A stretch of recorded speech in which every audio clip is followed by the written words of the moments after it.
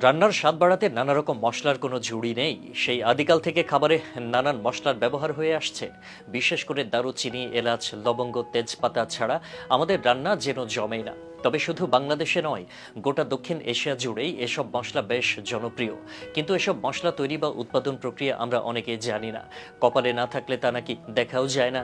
অবাক হওয়ার মতো বিষয় হলো, রান্নার স্বাদ বা ঘ্রাণ দ্বিগুণ করে দেয়া এসব মশলার বেশিরভাগই আসে কোনো না কোনো গাছ থেকে। এবার হয়তো ভাবছেন, গাছ থেকে যদি আসে তাহলে এসব মশলা এত দামি কেন? কি বা সে রহস্য? তো চলুন জেনে নেওয়া যাক কিভাবে এত দামি মশলা তৈরি বা উৎপাদন করা হয়। দারুচিনির কথাই ধরা যাক। এই দারুচিনি বিশ্বের প্রাচীনতম মশলাগুলোর একটি। আমাদের দেশেও এটি বেশ জনপ্রিয় ও গরম মশলা তৈরির অন্যতম এক উপাদান। অনেকে হয়তো জানেন, দারুচিনি মশলা হচ্ছে এক প্রকার গাছের শুকনো বাকল বা ছাল। কিন্তু কোন গাছের তা হয়তো অনেকেই জানেন না। এই দারুচিনি গাছ একটি মাঝারি আকারের ঝোপালো চিরসবুজ বৃক্ষ। এই বৃক্ষটি শ্রীলঙ্কায় অবস্থিত।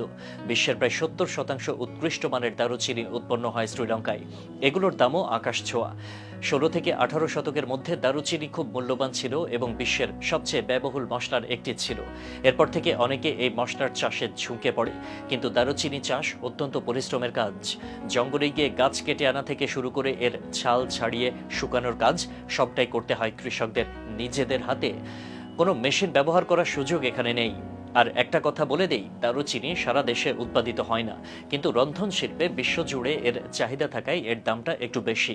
মানের দিক থেকে শ্রীলঙ্কার দারুচিনির মান সবচেয়ে ভালো, কারণ ওই দারুচিনির বাকল খুব পাতলা, মসৃণ, অত্যন্ত সুগন্ধযুক্ত ও হালকা হলদে বাদামি রঙের হয়ে থাকে। সবচেয়ে ভালো মানের দারুচিনি প্যাকেটজাত করে ফেলা হয় আর বাকিটা গুঁড়ো করে ফেলা হয় পরবর্তীতে, যা বাজারে একটু কম দামেই কেনা যায়। এরপরে আছে এলাচ, অন্যান্য মশলার চেয়ে যার দাম কিছুটা বেশি। এলাচ মূলত দুই প্রকারের হয়, কালো ও সবুজ, যা ঝাঁঝালো স্বাদযুক্ত চমৎকার গন্ধের হয়ে থাকে। এলাচ নিয়ে এসব তথ্য কম বেশি আমরা সকলেই জানি, কিন্তু এই এলাচ কি করে বাজার পর্যন্ত পৌঁছায় তা জানলে আপনি বিস্মিত হবেন। ভিডিওতে ছোট ছোট ফলের মতো যা দেখছেন, এগুলোই মূলত এলাচ। এলাচ প্রধানত ভারত ও মাদাগাস্কারে চাষ হয়। প্রথমত এই এলাচ চাষ করতে পরিণত এলাচ থেকে বীজ সংগ্রহ করা হয়।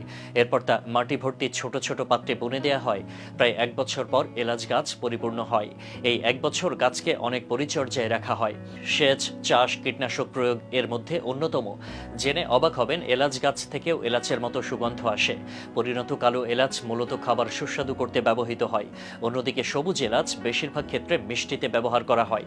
দারুচিনি, এলাচের পরেই আসে লবঙ্গের কথা। লবঙ্গ আমাদের অতি পরিচিত একটি মশলার নাম। লবঙ্গ ক্ষুদ্রাকৃতির মশলা হলেও এর গাছ অনেকটা লিচু গাছের মতো। এই গাছ থেকে ফোটা ছোট ছোট ফুলগুলো দেখতে বেশ আকর্ষণীয়। মজার ব্যাপার হচ্ছে, এই ফুলগুলো কিছুদিন পর লবঙ্গে পরিণত হয়। বড় হওয়ার পর এগুলোকে গাছ থেকে পেড়ে রোদে শুকানো হয়। রান্নার স্বাদ বাড়ানোর পাশাপাশি লবঙ্গের রয়েছে ঔষধি আশ্চর্য সব গুণাগুণ। ইতিমধ্যে হয়তো বুঝে গেছেন কেন হাজার বছরের পুরনো এই মশলার আজও এত কদর।